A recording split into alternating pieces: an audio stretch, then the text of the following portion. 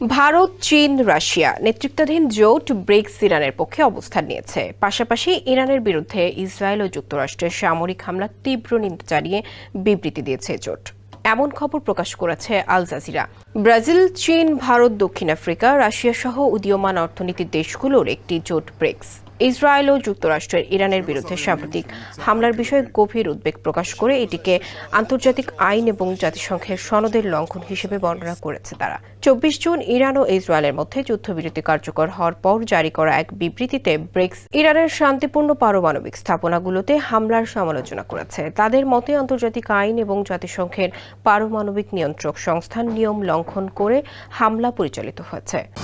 Original product, best service and best offer. Your right choice, Transcom Digital.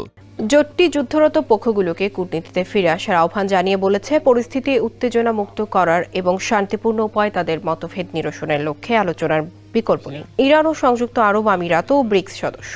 জোটের মতে সংলাপের মাধ্যমে হিংসার চক্র ভাঙা এবং শান্তি পুনরুদ্ধারের প্রয়োজন রয়েছে।